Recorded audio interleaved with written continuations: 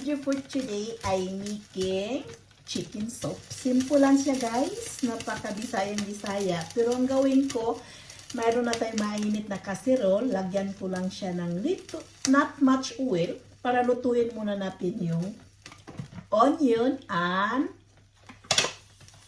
natin guys. May onion tayo. Lutuin ko muna yung onion and ginger. Ganyan ako guys, para medyo yung natin, yung onion and ginger, medyo fragrant siya. Niluto ko lang siya hanggang siyang mag-smell good yung natin.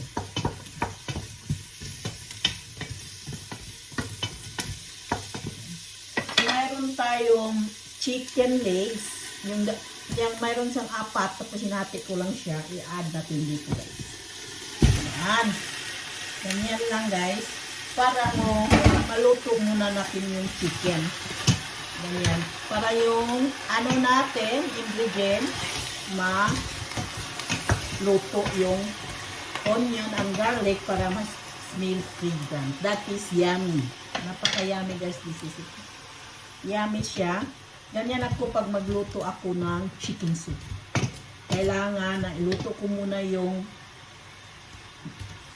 onion and ginger para siya ma-absorb yung natin. Tapos huwag nang kalimutan, mayroon na tayong pepper and salt. Yan, natin yung kaunti.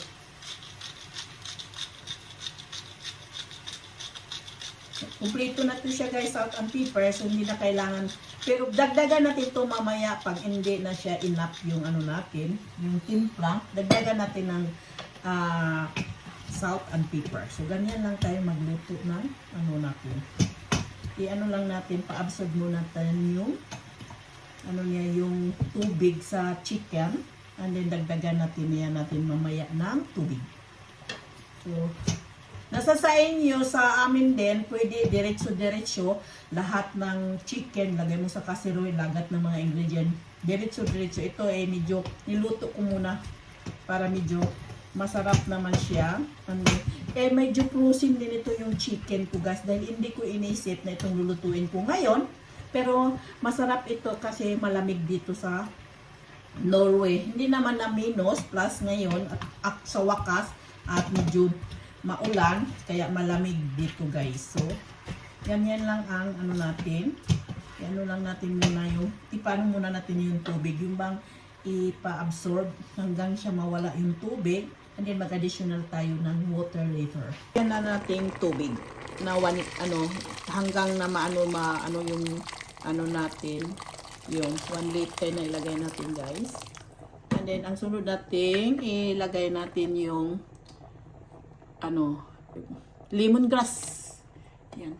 Pakuluin lang natin yan hanggang maluto yung karning manok. So habang naghihintay tayo sa pinakuluan natin ng chicken, na in 30 minutes, mayroon akong purigay. Kakat lang natin sa slice nito para medyo may extra tayong yummy yung soup natin. Kasi malamig sa labas, so masarap nito guys yung chicken soup natin. Cut lang natin. And then mayroon din akong carrots. Ikakat lang natin ng pagganon yan guys. Ayan. Wala naman kami maliit na bata, so lahat kami ay malaki dito. So ganito lang pagkakat natin sa vegetable, diba? Simple na luto guys, na sa atin maraming ilalagay natin sa mayroon tayong pichay. Wala ako dito guys, mahal dito guys sa totoo lang. Ang available lang usually dito pag gumawa kami ng soup, carrots or potato. Kung mayroong spinach, wala ito sa plano, gumawa ako ng soup kaya wala akong spinach. So kahit papaano naman guys, kahit potato lang at saka carrots ang ilagay natin sa soup, masarap na ito guys sa totoo lang. Ito? Cooking with love. And cut lang natin ito. Yung natin. Mag-bake din na, mayroon na akong frozen na garlic bread. Pwede ko i-dip yun. Eat with bread is one. Sa akin, eat with rice. Mayroon akong leftover na rice, yun ang kainin ko. So, ganun lang siya guys. Hinakat ko lang siya in ganito. Wala naman kaming maliit na bata. Kakain lahat ito. And then, meron akong potato. Ang gawin natin, cut into 2 lang. Diba? Simple and delicious. Kakat ng ganito natin. Sabay lang natin ilagay dyan para ano. So, yan lang ang simple natin na soup na chicken. Yan. Yan lang naisip ko ngayon dahil madali. Hindi mo kailangan kang magtayo dyan at magluto. Pakuluin mo lang until yung chicken matender. I-add mo lahat nitong mga ingredients. Yung pagkain, it's done. Diba? So, ito na yan, guys. Gumamit lang kung 4 na piraso na chicken legs. Kinat ko lang into 2. Pinapry ko muna yung chicken. In 20 minutes, pinakulo natin yung chicken, guys. Idagdag na natin yung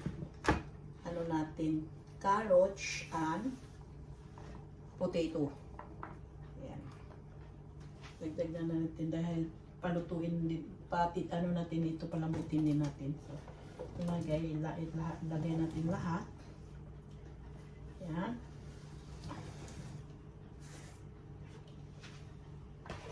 Then, mayroon pa rin tayo dito. Lagay natin dito. Medyo malaki siya, guys. Pero di ba? Yan. And then, tuloy-tuloy lang ang pagkulo natin itong chicken natin, guys.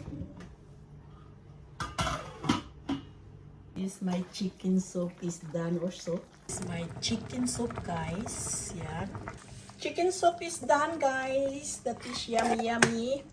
Eat this one with garlic bread. Diba? Oh, yummy. Yan. Ganito na, guys, ang pagkain natin. Yung chicken soup. At mayroon tayong mayroon tayong chicken soup and garlic bread. Mayroon tayong soup. Of course, mayroon tayong garlic bread. Eating time!